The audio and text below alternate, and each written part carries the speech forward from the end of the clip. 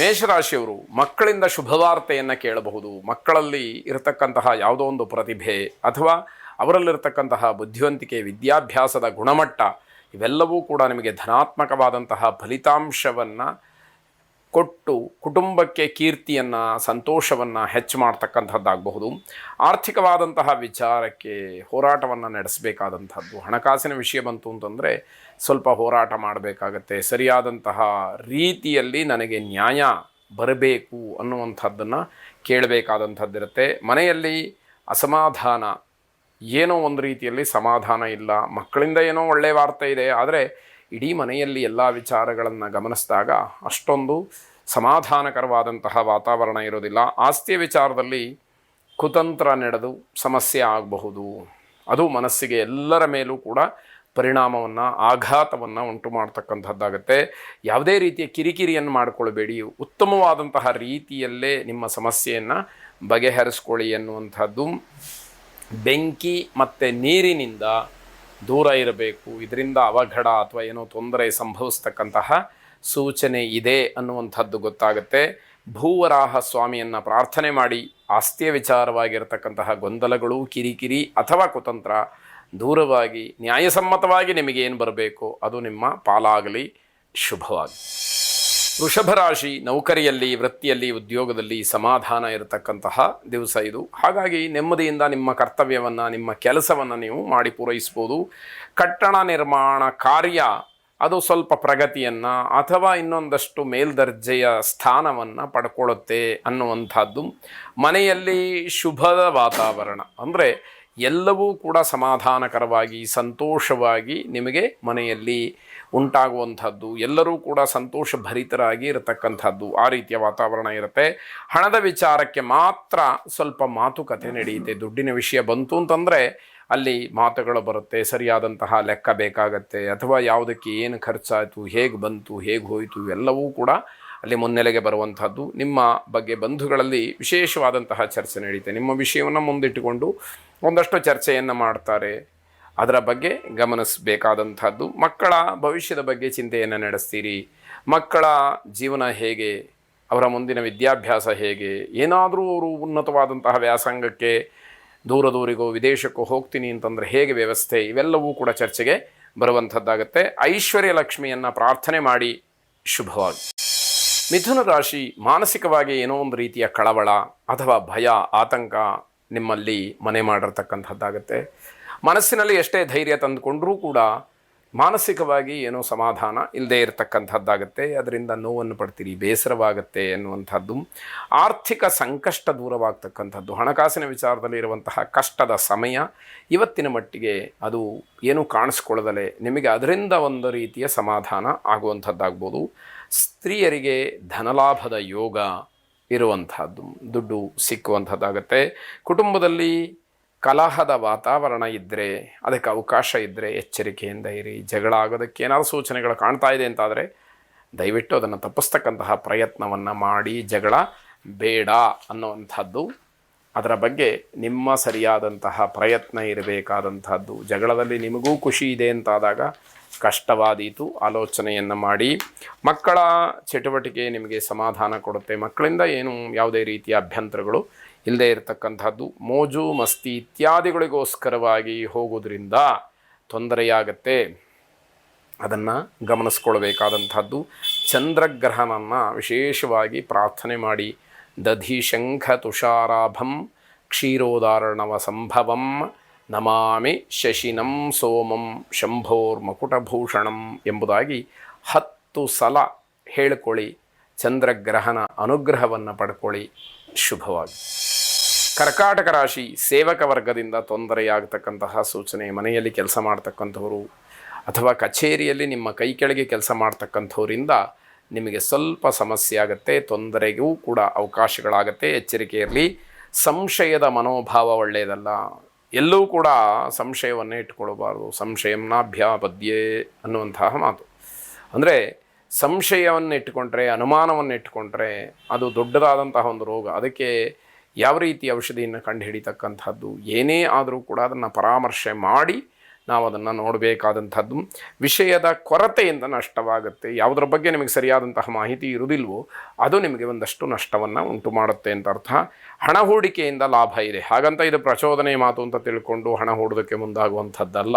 ಕೆಲವರಿಗೆ ಆ ಅಭ್ಯಾಸಗಳಿರುತ್ತೆ. ಅಂಥವರು ಹಣ ಹೂಡಿಕೆ ಅಂತಂದರೆ ಬೇರೆ ರೀತಿಯಲ್ಲೂ ಅರ್ಥವನ್ನು ಮಾಡಿಕೊಳ್ಳುವಂಥವ್ರು ಇದ್ದಾರೆ. ಆದರೆ ಹಾಗಲ್ಲ, ನಮಗೆ ಆಪದ್ಧನ ಅಂತ ಬೇಕು, ನಾವು ಯಾವುದೋ ಒಂದು ನಿರ್ದಿಷ್ಟವಾದಂತಹ ಬ್ಯಾಂಕ್ನಲ್ಲೋ ಇನ್ನೆಲ್ಲೋ ಒಂದು ವ್ಯವಸ್ಥಿತವಾಗಿ ನಮ್ಮ ಮೂಲ ಧನಕ್ಕೆ ಮೋಸ ಆಗದೇ ಇರತಕ್ಕಂತಹ ಜಾಗದಲ್ಲೂ ಹಣವನ್ನು ಇಟ್ಟರೆ ನಮಗೆ ಭವಿಷ್ಯದಲ್ಲಿ ಯಾವುದೋ ಒಂದು ಕಷ್ಟಕಾಲ ಅಂತ ಆದಾಗ ಅದು ಉಪಯೋಗಕ್ಕೆ ಬರುತ್ತೆ ಎನ್ನುವ ಭಾವನೆಯಿಂದ ಹಣ ಹೂಡಿಕೆಯನ್ನು ಮಾಡಿದರೆ ಅದು ನಿಮಗೆ ಅನುಕೂಲಕರವಾದಂಥದ್ದು. ಆ ರೀತಿಯಲ್ಲಿ ಸಾತ್ವಿಕವಾದಂತಹ ಅರ್ಥವನ್ನು ಮಾಡಿಕೊಳ್ಳಿ.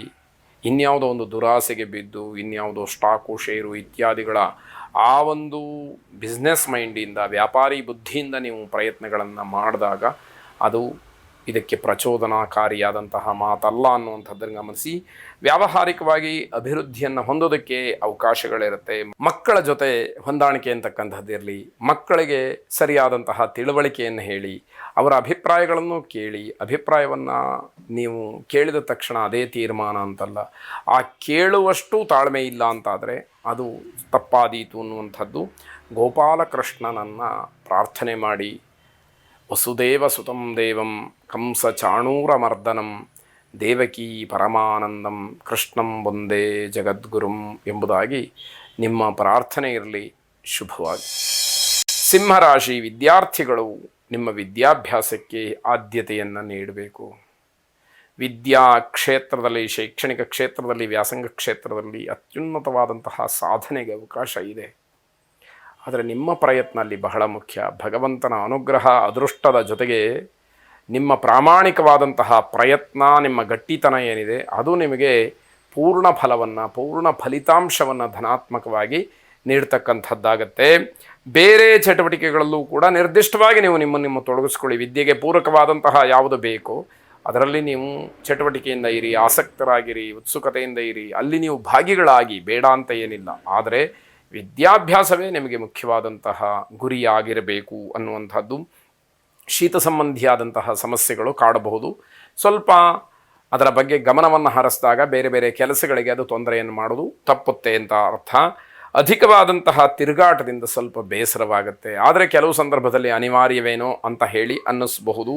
ಮಿತ್ರರ ಜೊತೆ ಕಲಹವಾಗತಕ್ಕಂತಹ ಸಂದರ್ಭ, ಅಂದರೆ ಸ್ನೇಹಿತರ ಜೊತೆಯಲ್ಲಿ ಜಗಳವನ್ನು ಮಾಡ್ಕೊಳ್ತಕ್ಕಂಥದ್ದು ಅದು ಬೇಡ. ಯಾಕೆ ಅಂತಂದರೆ ನೀವು ಅವರು ಆಪ್ತರಾಗಿದ್ದಾಗ ಜಗಳ ಅಲ್ಲಿ ಸರಿ ಅಂತ ಹೇಳಿ ಅನಿಸೋದಿಲ್ಲ. ಬಂಧುಗಳ ಜೊತೆ ಮಾತುಕತೆಯಿಂದ ಸಂತೋಷವಾಗ್ತಕ್ಕಂಥದ್ದು, ಉತ್ತಮವಾದಂತಹ ಒಂದು ವಾತಾವರಣ ಅಲ್ಲಿ ಸೃಷ್ಟಿಯಾಗುವ ಸಾಧ್ಯತೆಗಳಿರುತ್ತೆ. ಅಂತಹ ಅನುಕೂಲ, ಅಂತಹ ವ್ಯವಸ್ಥೆಯನ್ನು ಮಾಡಿದಾಗ ನಿಮಗೆ ಎಲ್ಲವೂ ಕೂಡ ಮಂಗಳಕರವಾಗಿರುತ್ತೆ. ಕುಲದೇವತಾ ಪ್ರಾರ್ಥನೆಯನ್ನು ಮಾಡಿ. ಶುಭವಾಗಿ. ಕನ್ಯಾ ರಾಶಿ ಈ ದಿವಸ ಮಕ್ಕಳಿಂದ ಸಹಾಯ ಸಹಕಾರ ಅಂತಕ್ಕಂಥದ್ದಾಗತ್ತೆ, ಸಿಕ್ಕತ್ತೆ. ರಾಜಕಾರಣಿಗಳ ಸಂಪರ್ಕವಾಗತ್ತೆ. ಒಂದಷ್ಟು ಭರವಸೆಯ ಮಾತುಗಳನ್ನು ಹೇಳ್ತಾರೆ.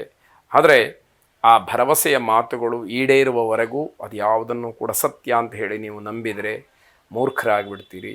ಅದರಿಂದ ಅದರ ಬಗ್ಗೆ ಸ್ವಲ್ಪ ಗಮನ ಇರಲಿ. ಆ ಕ್ಷಣಕ್ಕೆ ಯಾವ ರೀತಿ ನೀವು ಪ್ರತಿಕ್ರಿಯಿಸ್ಬೋದು ಅದನ್ನು ಮಾತ್ರ ಮಾಡಿ ಅನ್ನುವಂಥದ್ದು.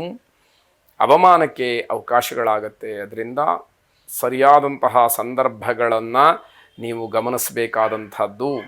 ನೀವು ಕೂಡ ಹದ್ದು ಮೀರಿ ಮಾತಾಡ್ತಕ್ಕಂಥದ್ದು, ದುರ್ನಡವಳಿಕೆಯನ್ನು ಇಟ್ಟುಕೊಳ್ತಕ್ಕಂಥದ್ದು ಇದು ಯಾವುದೂ ಕೂಡ ಒಳ್ಳೆಯದಲ್ಲ ಅಂತ ಹೇಳುವಂಥದ್ದು. ವಾಹನ ಅಪಘಾತವಾಗ್ತಕ್ಕಂತಹ ಸಾಧ್ಯತೆ. ಯಶಸ್ಸಿನ ಬಗ್ಗೆ ಚಿಂತನೆಯನ್ನು ನಡೆಸ್ತೀರಿ. ಆದರೆ ಯಶಸ್ಸನ್ನು ಹೇಗೆ ತಂದುಕೊಳ್ಳೋದು ಅದರ ಬಗ್ಗೆ ಸರಿಯಾದಂತಹ ನಿರ್ಧಾರಗಳು, ದೃಢವಾದಂತಹ ಸಂಕಲ್ಪ ಇದು ಬೇಕಾಗುತ್ತೆ. ಆಸ್ತಿಯ ವಿಚಾರದಲ್ಲಿ ಸಮಸ್ಯೆಯನ್ನು ಮಾಡ್ಕೊಳ್ತೀರಿ. ಅಲ್ಲಿ ನೀವು ಆಡ್ತಕ್ಕಂತಹ ಮಾತೇ ಪ್ರಮುಖವಾಗುತ್ತೆ. ಆ ಮಾತಿನಿಂದ ಸಮಸ್ಯೆಗಳು ಉದ್ಭವವಾಗ್ತಕ್ಕಂಥದ್ದು. ಬಗೆಹರಿತಕ್ಕಂತಹ ವಿಷಯವೂ ಕೂಡ ಕಗ್ಗಂಟಾಗಿ ಕೂತ್ಕೊಳ್ತಕ್ಕಂಥದ್ದಾಗತ್ತೆ. ರುದ್ರದೇವರ ಪ್ರಾರ್ಥನೆಯನ್ನು ಮಾಡಿ. ಆ ಪರಮಾತ್ಮ ಈಶ್ವರ ನಿಮಗೆ ಸರ್ವಾಭೀಷ್ಟಗಳನ್ನು ಉಂಟು ಮಾಡಲಿ. ಶುಭವಾಗಿ. ತುಲಾರಾಶಿ ಮೇಲಧಿಕಾರಿಗಳಿಂದ, ಮನೆಯಲ್ಲಿ ಹಿರಿಯರಿಂದ ನಿಮಗೆ ಏನೋ ಒಂದು ರೀತಿಯ ಬೇಸರವಾಗಬಹುದು. ನೀವು ಅವರ ಮನಸ್ಸನ್ನು ಅರ್ಥ ಮಾಡ್ಕೊಳ್ಳೋದಕ್ಕೆ, ಅವರ ಮನಸ್ಸನ್ನು ಗೆಲ್ಲೋದಕ್ಕೆ ಆಗದೇ ಇರಬಹುದು ಅಂತ ಹೇಳಿ ಅರ್ಥ. ಕುಟುಂಬದಲ್ಲಿ ಮಾತ್ರ ಶಾಂತಿಯ ವಾತಾವರಣ ಇರುತ್ತೆ. ಅಂತಹ ಶಾಂತಿಯ ವಾತಾವರಣವನ್ನು ಹಾಗೆ ಉಳಿಸ್ಕೊಳ್ಬೇಕಾದಂಥದ್ದು ಅತಿ ಮುಖ್ಯವಾಗುತ್ತೆ. ಬೇರೆಯವರಿಗೆ ಏನೂ ಸಲಹೆಯನ್ನು ನೀಡಬೇಡಿ. ನೀವು ಕೊಟ್ಟಂತಹ ಸಲಹೆಯಿಂದ ಅವರು ಉಪಯೋಗ ಪಡ್ಕೊಳ್ತಾರೆ, ಕೊನೆಗೆ ನಿಮ್ಮನ್ನೇ ನಿಷ್ಠುರ ಮಾಡ್ತಾರೆ. ಇದು ಬೇಕಾಗಿತ್ತಾ ಅನ್ನುವಂಥದ್ದು ಕೊನೆಯಲ್ಲಿ ಪ್ರಶ್ನೆಯಾಗತ್ತೆ. ಅಪ್ರಿಯವಾದಂತಹ ಕೆಲಸಗಳನ್ನು ಅನಿವಾರ್ಯವಾಗಿ ಮಾಡಬೇಕಾಗತ್ತೆ. ನಿಮ್ಗೆ ಯಾವುದೋ ಒಂದು ಕೆಲಸ ಮಾಡೋದಕ್ಕೆ ಇಷ್ಟ ಇರೋದಿಲ್ಲ, ಆದರೆ ಆ ಅನಿವಾರ್ಯತೆ ನಿಮ್ಮನ್ನು ಹೆಚ್ಚು ಕಾಡುವಂಥದ್ದಾಗಿ ಆ ಕೆಲಸಕ್ಕೆ ಮುಂದಾಗುವಂತಹ ಪ್ರಯತ್ನಗಳು ನಿಮ್ಮಿಂದ ನಡೆಯುವಂಥದ್ದಿರುತ್ತೆ. ಉದ್ಯೋಗದಲ್ಲಿ ಅಭಿವೃದ್ಧಿಯನ್ನು ಕಾಣತಕ್ಕಂತಹ ದಿವಸ ಇದು. ಮಕ್ಕಳ ಸಹಾಯ ಸಹಕಾರ ನಿಮಗೆ ಪರಿಪೂರ್ಣವಾಗಿ ಸಿಕ್ಕುತ್ತೆ. ಹಾಗಾಗಿ ನಿಮಗೆ ಯಾವುದೋ ಒಂದು ರೀತಿಯ ಮನೋಬೆಂಬಲ ಇದೆ ಅನ್ನುವಂತಹ ಧೈರ್ಯ ಹೆಚ್ಚಾಗತ್ತೆ. ಗಣಪತಿಯನ್ನು ವಿಶೇಷವಾಗಿ ಪ್ರಾರ್ಥನೆ ಮಾಡಿ, ವಿನಾಯಕ ನಮಸ್ತುಭ್ಯಂ ಸತತಂ ಮೋದಕಪ್ರಿಯ ನಿರ್ವಿಘ್ನಂ ಕುರುಮೇ ದೇವ ಸರ್ವ ಕಾರ್ಯೇಷು ಸರ್ವದಾ 21 ಸಲ ಈ ಮಂತ್ರ ಪಠನೆಯನ್ನು ಮಾಡಿ ಗಣೇಶನನ್ನು ಪ್ರಾರ್ಥಿಸಿ, ಪೂಜಿಸಿ, ಅರ್ಚಿಸಿ ಅವನ ಅನುಗ್ರಹಕ್ಕೆ ಪಾತ್ರರಾಗಿ. ಶುಭವಾಗಿ. ವೃಶ್ಚಿಕ ರಾಶಿ, ಕೆಟ್ಟ ಕೆಟ್ಟ ನಿರ್ಧಾರಗಳಿಗೆ ಅವಕಾಶವನ್ನು ಮಾಡಿಕೊಳ್ಬೇಡಿ. ಯಾವುದೋ ಒಂದು ಸಣ್ಣ ಪುಟ್ಟ ಮಾತು ಬಂತು, ಜಗಳ ಆಯಿತು, ಇನ್ನೇನೋ ಒಂದು ಯಾವುದೋ ಒಂದು ಪರೀಕ್ಷೆಯಲ್ಲಿ ಅನುತ್ತೀರ್ಣನಾದೆ, ಇದಕ್ಕೆ ಕೆಟ್ಟ ನಿರ್ಧಾರಗಳನ್ನು ಮಾಡ್ತಕ್ಕಂಥದ್ದು ಸರ್ವಥೇಪಿ ಒಳ್ಳೆಯದಲ್ಲ. ಯಾವುದೋ ಒಂದು ಸೋಲು ಅಥವಾ ಒಂದು ಕೆಟ್ಟ ಘಳಿಗೆ ನಮಗೆ ಭವಿಷ್ಯದಲ್ಲಿ ಬೆಳೆಯುವುದಕ್ಕೆ ಅದು ಬುನಾದಿ ಆಗಬೇಕೇ ಹೊರತು ಕೆಟ್ಟ ನಿರ್ಧಾರ ಮಾಡೋದಕ್ಕೆ ವಸ್ತು ಆಗಬಾರ್ದು, ಕಾರಣ ಆಗಬಾರ್ದು ಅನ್ನುವಂತಹ ಅರ್ಥ. ಮಾನಸಿಕವಾಗಿ ನೆಮ್ಮದಿ ಇಲ್ಲದೆ ಇರತಕ್ಕಂತಹ ದಿವಸ ಅದು ಹೌದು. ಪ್ರತಿಯೊಬ್ಬರಿಗೂ ಎಲ್ಲ ದಿವಸವೂ ಕೂಡ ನೆಮ್ಮದಿ ಇರುತ್ತೆ ಅಂತ ಹೇಳಕ್ಕೆ ಬರೋದಿಲ್ಲ. ಒಬ್ಬರಿಗೆ ಯಾವುದೋ ದುಡ್ಡಿನ ವಿಚಾರದಲ್ಲಿ ನೆಮ್ಮದಿ ಇರೋದಿಲ್ಲ, ಇನ್ನೊಬ್ಬರಿಗೆ ಆರೋಗ್ಯದ ವಿಚಾರದಲ್ಲಿ, ಇನ್ನೊಬ್ಬರಿಗೆ ತಮ್ಮ ಕೆಲಸದಲ್ಲಿ, ಇನ್ನೊಬ್ಬರಿಗೆ ಓದಿನ ವಿಚಾರದಲ್ಲಿ, ಹೀಗೆ ಹಲವಾರು ವಿಷಯಗಳು ನಾವು ಯಾವ್ಯಾವುದಕ್ಕೆ ಅಂಟುಕೊಂಡಿರ್ತೀವಿ ಅವೆಲ್ಲವೂ ಕೂಡ ನಮಗೆ ಎಲ್ಲ ಕಾಲದಲ್ಲೂ ನೆಮ್ಮದಿಯನ್ನು ಕೊಡುತ್ತೆ ಅಂತ ಹೇಳೋದಕ್ಕೆ ಬರದೇ ಇರತಕ್ಕಂತಹದ್ದು. ತಂದೆ ಮಕ್ಕಳ ಮಧ್ಯದಲ್ಲಿ ವಾಗ್ವಾದ ನಡೀಬಹುದು, ಅದು ಸ್ವಲ್ಪ ಬೇಸರಕ್ಕೆ ಕಾರಣವಾಗುತ್ತೆ. ಅವಕಾಶ ಕೈ ತಪ್ಪತಕ್ಕಂತಹ ಭೀತಿ ಇರುತ್ತೆ. ಇದಕ್ಕೆ ಕಾರಣ ಏನು ಅಂತ ಹುಡುಕಬೇಕು. ಮನೆಯಲ್ಲೇ ಕೂತ್ಕೊಂಡು ನನಗೆ ಯಾವುದೋ ಅವಕಾಶ ಸಿಗಬೇಕು ಅಂದರೆ ಆಗೋದಿಲ್ಲ. ನಿಮ್ಮ ಪ್ರಯತ್ನವನ್ನು ಯಾವ ವಿಷಯವಾಗಿ ನೀವು ಮನಸ್ಸಿನಲ್ಲಿ ಇಟ್ಕೊಂಡಿರ್ತೀರೋ ಆ ದಿಶೆಯಲ್ಲಿ, ಆ ದಾರಿಯಲ್ಲಿ, ಆ ಪಥದಲ್ಲಿ ನೀವು ನಡೆದಾಗ ಮಾತ್ರ ಆ ಒಂದು ಅವಕಾಶ ನಿಮ್ಮ ಹತ್ತಿರಕ್ಕೆ ಬರುವಂಥದ್ದಾಗತ್ತೆ. ಅಪಘಾತವಾಗ್ತಕ್ಕಂತಹ ಸಂಭವ ಸೂಚ್ಯವಾಗಿ ಕಾಣ್ತಾ ಇದೆ. ಎಚ್ಚರಿಕೆಯಿಂದ ಇರಬೇಕು. ಆಗೇ ಬಿಡುತ್ತೆ ಅಂತ ಹೇಳಿ ಮನೆಯಲ್ಲೇ ಕೂತ್ಕೊಳ್ಳುವಂಥದ್ದಲ್ಲ, ಕೂತ್ಕೊಳ್ಳೋದಕ್ಕಾಗುವುದೂ ಇಲ್ಲ. ಹಾಗಂತ ಎಚ್ಚರ ತಪ್ಪಿದರೆ ತೊಂದರೆಯೂ ಕೂಡ ತಪ್ಪಿದ್ದಲ್ಲ ಅನ್ನುವಂಥದ್ದು ತಿಳಿಬೇಕು.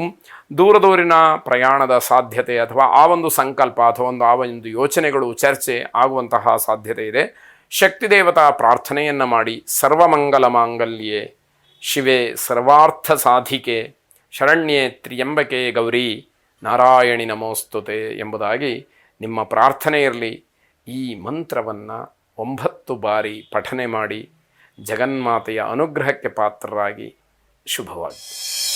ಧನುರಾಶಿ, ಆಹಾರದ ವ್ಯತ್ಯಾಸದಿಂದ ನಿಮ್ಮ ಆರೋಗ್ಯದಲ್ಲಿ ವ್ಯತ್ಯಾಸ ಆಗತಕ್ಕಂತಹ ಸೂಚನೆ. ಹಾಗಾಗಿ ಸರಿಯಾದಂತಹ ಆಹಾರವನ್ನು ಮಿತವಾಗಿ ಸಕಾಲದಲ್ಲಿ ನೀವು ಉಪಯೋಗ ಮಾಡಿಕೊಳ್ತಕ್ಕಂಥದ್ದು, ಸೇವಿಸುವಂಥದ್ದು ಬಹಳ ಒಳ್ಳೆಯದು. ಅದರಿಂದ ನಿಮ್ಮ ಆರೋಗ್ಯವೇ ಚೆನ್ನಾಗಿರುತ್ತೆ ಎನ್ನುವಂಥದ್ದು. ಕುಟುಂಬದಲ್ಲಿ ಆತಂಕ ಮನೆ ಮಾಡ್ತಕ್ಕಂಥದ್ದು ಯಾವುದೋ ವಿಚಾರಕ್ಕೆ ಎಲ್ಲರಿಗೂ ಕೂಡ ಭಯ, ಆತಂಕ ಸೃಷ್ಟಿಯಾಗುವಂಥದ್ದಿದೆ. ಪ್ರೇಮಿಗಳಿಗೆ ಅನುಕೂಲ, ಇದರ ಜೊತೆಗೆ ಶುಭವೂ ಕೂಡ ಇರತಕ್ಕಂತಹದ್ದು. ಉತ್ತಮವಾದಂತಹ ಅವಕಾಶಗಳು ಯಾವಾಗ ದೊರಕುತ್ತೋ ಅದೆಲ್ಲವನ್ನು ಸದ್ವಿನಿಯೋಗ ಮಾಡಿಕೊಳ್ಳಿ. ಅಂತಹ ಯೋಗ ಈ ದಿವಸ ನಿಮಗೆ ಇರುವಂಥದ್ದಾಗತ್ತೆ. ಧನಾಗಮ ಆಗುವಂತಹ ಸಾಧ್ಯತೆ, ಇದರಿಂದ ಲೌಕಿಕವಾದಂತಹ ಸಂತೋಷ ಜೊತೆಗೆ ಯಾವುದೋ ಒಂದು ರೀತಿಯ ಖುಷಿ ನಿಮಗೆ ಸಿಕ್ಕುವಂಥದ್ದು. ಉದ್ಯೋಗದಲ್ಲಿ ಸೋಲು, ಅದರಿಂದ ನಿರಾಸೆ ಆಗ್ತಕ್ಕಂಥದ್ದು. ಯಾವ ಶುಭ ಫಲ ಬಂದರೆ ಹೇಗೆ ನಾವು ಹೇಗ್ತೇವೋ, ಕಷ್ಟ ಅಥವಾ ನಷ್ಟ ಆಗತಕ್ಕಂತಹ ಫಲಗಳ ಸೂಚನೆ ಇದ್ದಾಗ ನಾವು ಮಾನಸಿಕವಾಗಿ ಧೈರ್ಯವನ್ನು ಕಳಕೊಳ್ಳದಲೇ ನಾವು ನಮ್ಮ ಪ್ರಯತ್ನವನ್ನು ಪ್ರಾಮಾಣಿಕವಾಗಿ ಮಾಡಿ ಸರಿಯಾದಂತಹ ಮಾರ್ಗದಲ್ಲಿ ಜಯವನ್ನು ಗಳಿಸುವಂಥದ್ದು ನಮ್ಮ ಕರ್ತವ್ಯವಾಗಬೇಕು ಅನ್ನುವಂಥದ್ದು. ಸಾಯಿಬಾಬಾರನ್ನು ಪ್ರಾರ್ಥನೆ ಮಾಡಿ. ಶುಭವಾಗಲಿ. ಮಕರ ರಾಶಿ, ವ್ಯಾಪಾರ ವ್ಯವಹಾರಾದಿಗಳಲ್ಲಿ ಅಭಿವೃದ್ಧಿಯನ್ನು ಕಾಣತಕ್ಕಂತಹ ದಿವಸ. ಅಭಿವೃದ್ಧಿಯಾಗತ್ತೆ, ಲಾಭ ಬರುತ್ತೆ, ಆದರೆ ಸಮಾಧಾನ ಇಲ್ಲ. ಯಾಕೆ ಗೊತ್ತಾಗ್ತಾ ಇಲ್ಲ. ಅದನ್ನು ತಿಳಿದಲೇ ಮಾಡ್ತಕ್ಕಂತಹ ಪ್ರಯತ್ನ ಇದೆಯಲ್ಲ ಅದು ವ್ಯರ್ಥವಾದೀತು. ಸ್ವಂತ ಉದ್ಯಮಿಗಳಿಗೆ ಲಾಭ, ಓನ್ ಬಿಸ್ನೆಸ್ ಮಾಡ್ತಕ್ಕಂಥವ್ರಿಗೆ ಉತ್ತಮವಾದಂತಹ ಲಾಭ ಸಿಕ್ಕುವಂಥದ್ದು. ತಿಳಿಯದ ಕೆಲಸಗಳನ್ನು ಮಾಡೋಕ್ಕೆ ಹೋಗಬೇಡಿ. ಅಂದರೆ ಯಾವ ವಿಷಯದಲ್ಲಿ, ಯಾವ ಕ್ಷೇತ್ರದಲ್ಲಿ ನಿಮಗೆ ಪರಿಣಿತಿ ಇಲ್ವೋ, ಅನುಭವ ಇಲ್ವೋ, ಆ ವಿಷಯದ ಬಗ್ಗೆ ಗೊತ್ತಿಲ್ವೋ ಆ ಪ್ರಯತ್ನಗಳನ್ನು ಮಾಡಬೇಡಿ. ಬೇರೆ ಯಾರೋ ಮಾಡ್ತಾ ಇದ್ದಾರೆ ಅಂಥೇಳಿ ಹೊಟ್ಟೆ ಕಿಚ್ಚಿಗೋ ಅಥವಾ ಇನ್ಯಾವುದೋ ಒಂದು ಬಹಳ ವಿಶೇಷವಾದಂತಹ ಪ್ರಯತ್ನದಿಂದ ನಾನೂ ಕೂಡ ಅದನ್ನು ಸಿದ್ಧಿಸ್ಕೊಂಡ್ಬಿಡ್ತೀನಿ ಅನ್ನುವಂತಹ ಭಾವನೆಯಿಂದಲೂ ಮಾಡೋಕ್ಕೆ ಹೋದರೆ ಅದೆಲ್ಲವೂ ಕೂಡ ಹಾಳಾಗುವಂಥದ್ದು. ಎಚ್ಚರಿಕೆ ಇರಲಿ. ದಾಂಪತ್ಯದಲ್ಲಿ ಸಮಸ್ಯೆ ಆದರೆ ತತ್ಕ್ಷಣದಲ್ಲಿ ಅದಕ್ಕೆ ಪರಿಹಾರ ಅನ್ನುವಂಥದ್ದು ಕೂಡ ಸಿಕ್ಕುವಂಥದ್ದಾಗ್ಬೋದು. ತಾಂತ್ರಿಕವಾಗಿ ಸಮಸ್ಯೆಗಳು ಕಾಡುವಂಥದ್ದಿದೆ. ಪ್ರೇಮಿಗಳಿಗೆ ಸವಾಲುಗಳು ಹೆಚ್ಚಾಗ್ತಕ್ಕಂತಹ ದಿವಸ ಇದು. ವಿಷ್ಣು ಸಹಸ್ರನಾಮವನ್ನು ಶ್ರವಣ ಮಾಡಿ, ಪಠನ ಮಾಡಿ. ಶುಭವಾಗಿ. ಕುಂಭರಾಶಿ, ಯಾವ ಕೆಲಸಕ್ಕೆ ಕೈ ಹಾಕ್ತಿರೋ, ಯಾವ ಕೆಲಸವನ್ನು ಆರಂಭ ಮಾಡ್ತಿರೋ ಅದು ದುರದೃಷ್ಟವಶಾತ್ ಅರ್ಧಕ್ಕೆ ನಿಂತು ಹೋಗುವಂತಹ ಸಾಧ್ಯತೆ.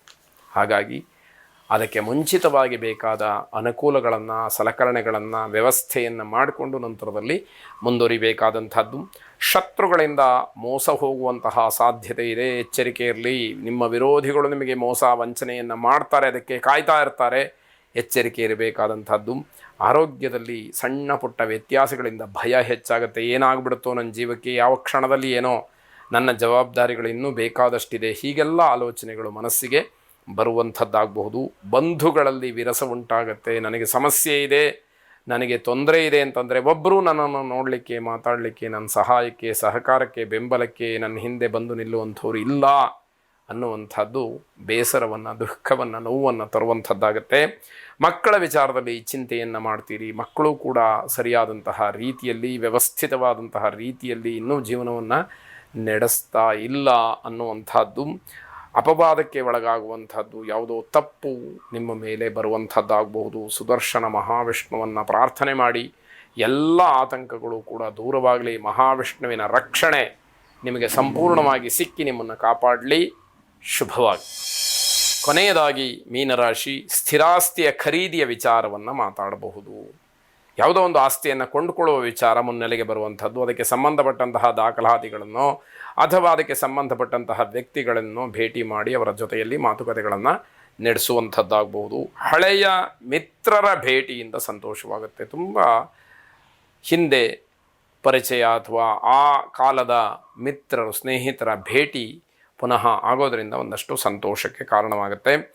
ಬಂಧುಗಳಿಂದ ಅಪಹಾಸ್ಯಕ್ಕೆ ಒಳಪಡ್ತೀರಿ. ನಿಮ್ಮ ಬಂಧುಗಳೇ, ನೆಂಟರಿಷ್ಟರೇ ನಿಮ್ಮನ್ನು ಅವಮಾನ ಮಾಡ್ತಾರೆ, ಹಾಸ್ಯಾಸ್ಪದವಾಗಿ ನಿಮ್ಮ ಬಗ್ಗೆ ಮಾತಾಡ್ತಾರೆ. ಧರ್ಮ ಕಾರ್ಯಕ್ಕೆ ಹೆಚ್ಚು ಹಣವನ್ನು ಖರ್ಚು ಮಾಡ್ಬೋದು. ಧರ್ಮ ಕಾರ್ಯ ಅಂತಂದರೆ ಸಮಾಜದಲ್ಲಿ ಯಾವುದು ಒಳ್ಳೆಯದಿದೆಯೋ ಅದು ಒಂದು ಭಾಗ ಆದರೆ, ಮತ್ತೊಂದು ಭಗವಂತನ ಸೇವೆ, ದೇವಸ್ಥಾನ, ಅರ್ಚನೆ, ಪೂಜೆ, ಧ್ಯಾನ, ಹೋಮ ಇತ್ಯಾದಿಗಳ ವಿಚಾರಕ್ಕೆ ಸಂಬಂಧಪಟ್ಟ ಹಾಗೆ ಹಣವನ್ನು ಖರ್ಚು ಮಾಡಿ ಭಗವತ್ ಸೇವೆಯನ್ನು ಮಾಡ್ತಕ್ಕಂಥದ್ದು ಒಂದಾಗುತ್ತೆ. ವ್ಯಾವಹಾರಿಕವಾಗಿ ಉತ್ತಮವಾದಂತಹ ವಾತಾವರಣವನ್ನು ನೋಡ್ತೀರಿ. ಮಕ್ಕಳ ಜೊತೆಯಲ್ಲಿ, ಮಕ್ಕಳ ಜೀವನದಲ್ಲಿ ಒಂದಷ್ಟು ಸಮಸ್ಯೆಗಳಾಗ್ತಕ್ಕಂಥದ್ದು, ಅದನ್ನು ಸರಿಯಾಗಿ ತಿಳಿದು ಬಗೆಹರಿಸ್ಕೊಳ್ಬೇಕಾದಂಥದ್ದು ಅತಿ ಮುಖ್ಯವಾಗುತ್ತೆ. ಶ್ರೀರಾಮನನ್ನು ಪ್ರಾರ್ಥನೆ ಮಾಡಿ. ರಾಮಾಯ ರಾಮಭದ್ರಾಯ ರಾಮಚಂದ್ರಾಯ ವೇಧಸೆ ರಘುನಾಥಾಯ ನಾಥಾಯ ಸೀತಾಯಾಃ ಪತಜೇ ನಮಃ ಎಂಬುದಾಗಿ ಶ್ರೀರಾಮಚಂದ್ರನ ಪ್ರಾರ್ಥನೆಯಿಂದ ನಿಮ್ಮ ಮನಸ್ಸಿಗೆ ಸಮಾಧಾನ ಸಿಕ್ಕಲಿ. ಶುಭವಾಗಿ.